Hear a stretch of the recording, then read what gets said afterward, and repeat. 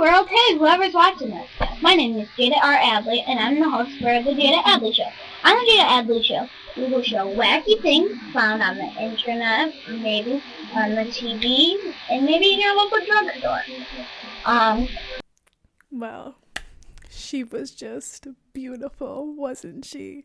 Before we jump into this video, I want to preface it to say that I think a lot of people get caught up in the idea that you're supposed to have this one purpose in life, and if you're not doing it, if you're not on that path, if you're not doing it 24/7, then you're failing at life. And this is just not the case. You have to make a claim, an argument that your life's purpose is to live and find things that light you up along the way. I agree that we all have a specific area of genius that no one else in the world can replicate. I do believe that we have an innate passion for something, maybe one or two things, that really sets our soul on fire and brings us to life. However, I don't think that there's a distinct purpose here besides just living and being the most authentic version of ourselves. So when it comes to this area of genius that many of us get caught up in as purpose, there is one person that knows what that is for you. There is one person that knows what this passion of yours is, that knows what this path of yours is. And that person still exists inside of you. That person is your inner child. If you can't tell from the first clip, my inner child knew that I was meant to be speaking, that I was meant to have some form of a show of my own where I shared my ideas and the things that I came across. Somewhere that was very front and center for me, that I felt like I could have my own stage of performance. She said, checking out things at the local drugstore. I think I had the idea of a YouTube or a virtual hall before that was even a thing. There was this innate sense of wanting to share my knowledge through using my voice. So I want you guys to think back to around the age of 10 to 13. Think of that age, ask your parents, ask people who have known you for a long time. Is there something very unique, almost extraordinary that you did that you really enjoyed? Something that you put yourself out there to do without much influence. Of course, someone else could have introduced you to this idea, or you've gotten an idea from someone else. But it was you that took the initiative to really do this thing, and it was very clear that you enjoyed it. Many times we get away from this passion because after we initiate it as a child or we pursue it, there's either one, a lack of support that makes us feel like it's not important or it's not possible, that it doesn't create love in others the way that it's created love in us. Or sometimes it can come from judgment of others.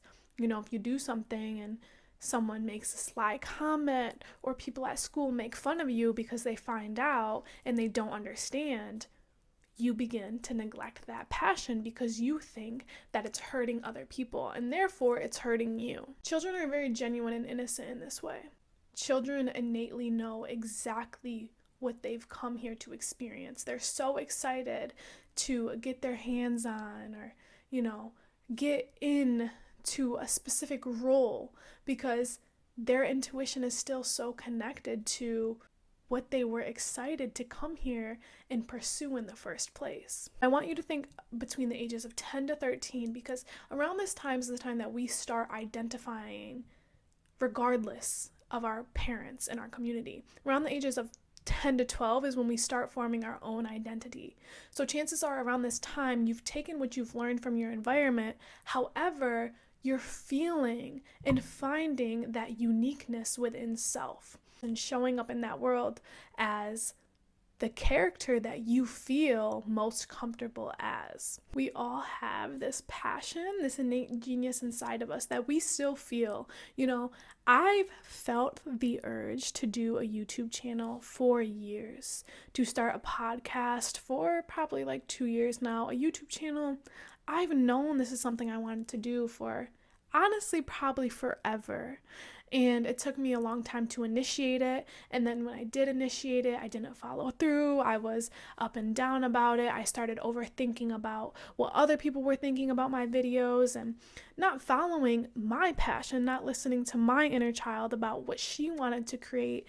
I was so caught up in trying to create for everyone else that it even deterred me from my passion, because it took the energy away from me. It took that life force energy away from me.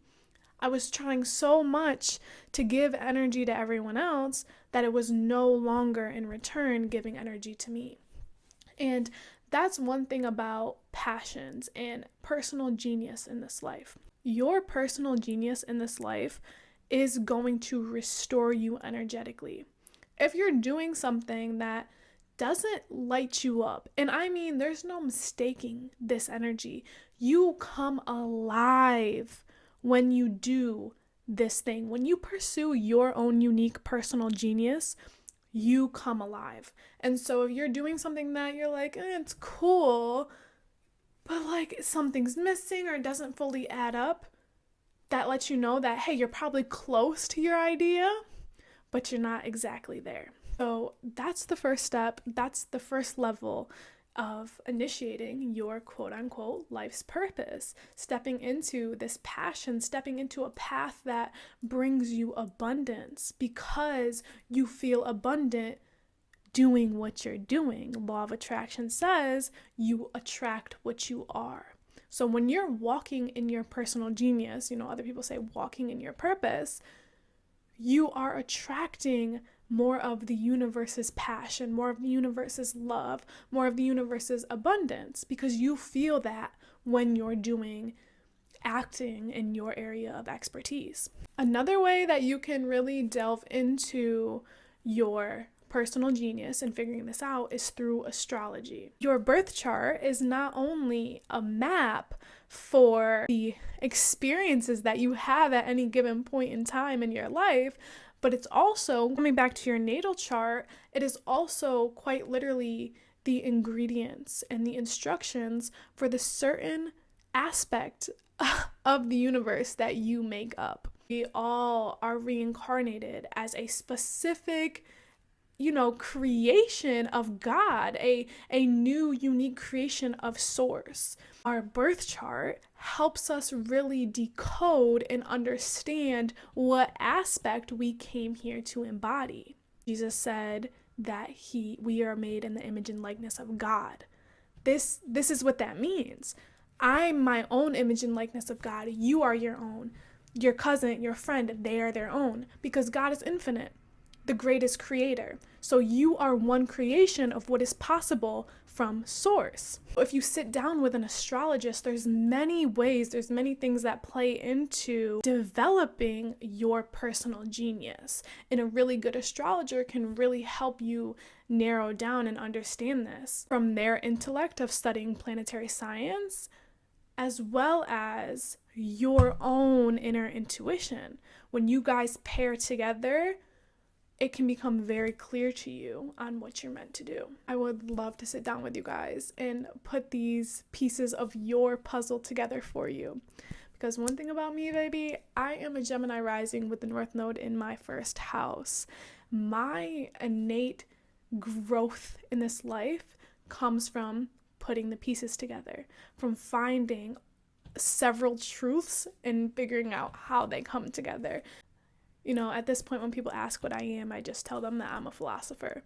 If you're not interested in getting a one-to-one reading, or you don't feel like you have the energy exchange right now, there is one thing that you can look at in your chart yourself, get a better idea of what this personal genius is, or an area that really signifies this for you, a key player in your personal genius. I'm sure all of you watching this video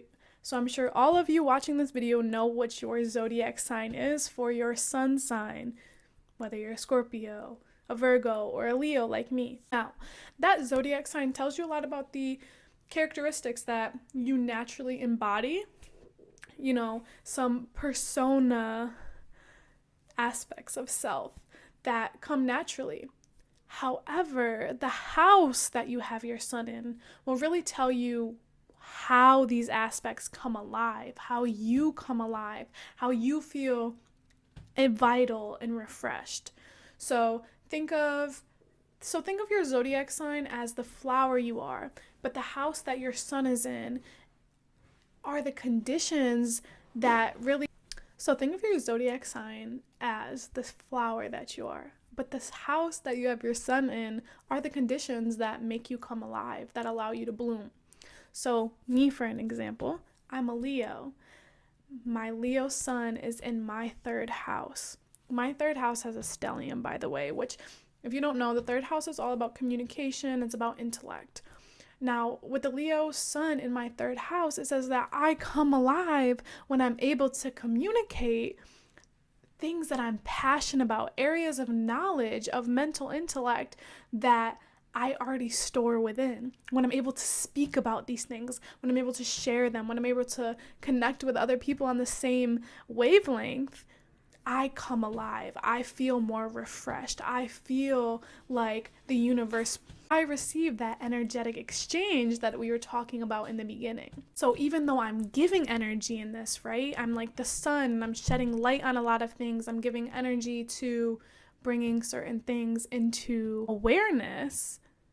It's a full circle because it fills me back up to do the same thing. I'm now feeling the energy of the sun where I'm blooming, I'm growing, I'm feeling revitalized, re-energized.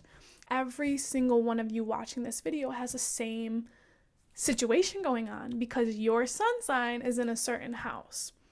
So what you're going to do is find your sun sign. Looking at a natal chart, it's like a little circle with a dot in it.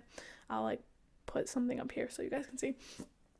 Then see what house it's in. Is it in your 8th house, your 2nd, your 5th, your 4th? Then go ahead and look up what the characteristics of that house are. Like what does this house mean? And you'll get a whole list of things. And from there, you should really be able to start connecting the pieces and it could really start making a lot of sense for you.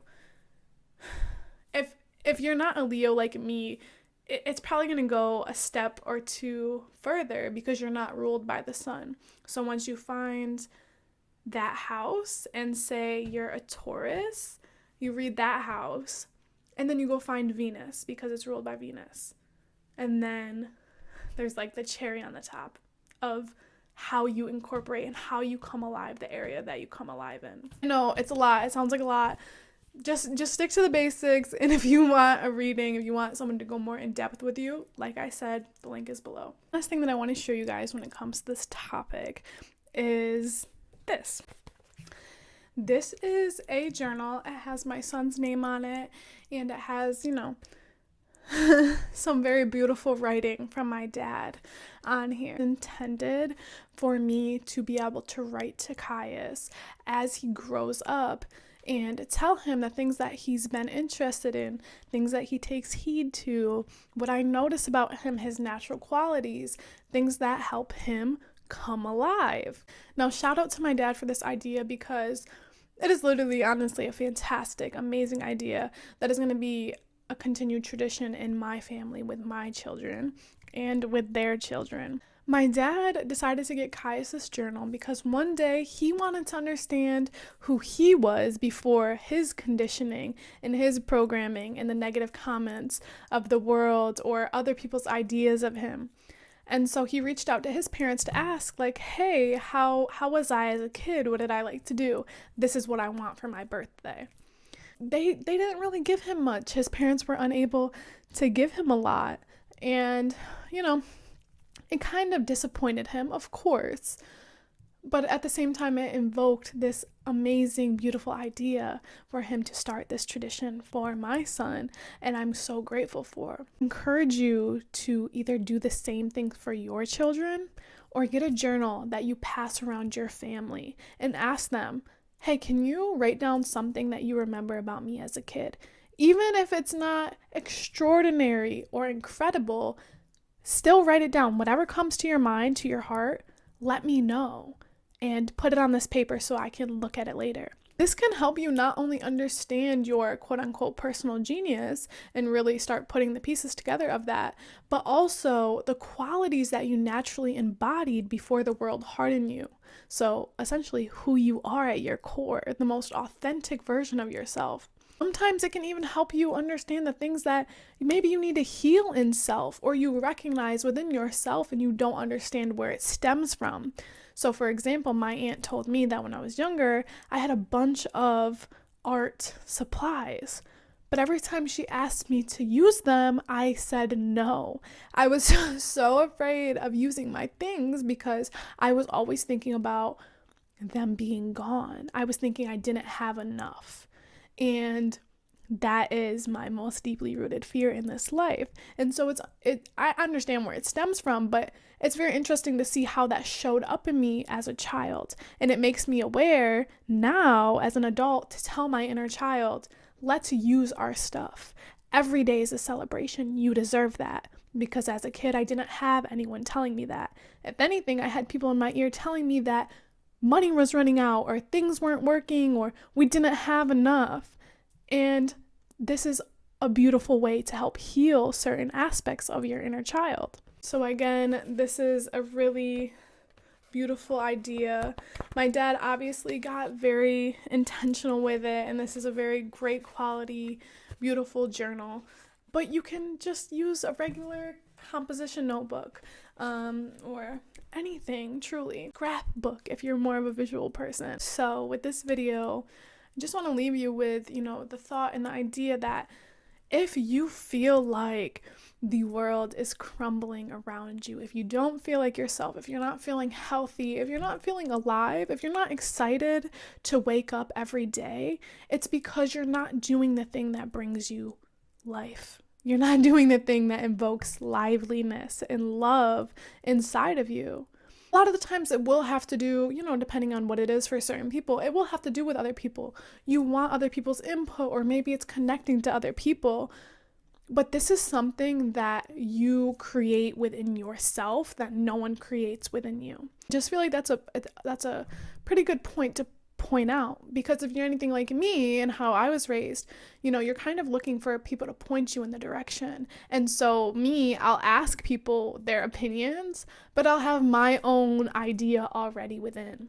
And that goes a lot with your own personal genius. So again, if you're feeling, if you ever met someone that just feels so grumpy and so down and out, so drained, so gray in their energy, it's because they're not doing enough of what brings them to life.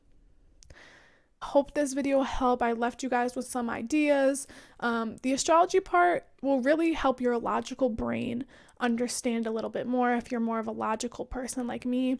That's why I love astrology. As much as I'm into my spiritual stuff and I'm invoking that creative energy in me slowly but surely, I am naturally a logical person. And so that's why finding the facts of things, even the facts of spirituality and the facts of science that go with it, the facts of astrology helps me so much. And so if you're like that, do that for sure. So I love you guys, and this is where I leave you. I'm going to allow Jada Adley, the mini version, to close this out for us. Bye, guys. So just stay tuned so you can see what's going on. My name is Jada R. Adley, and I'm the host of the Jada Adley Show. Bye!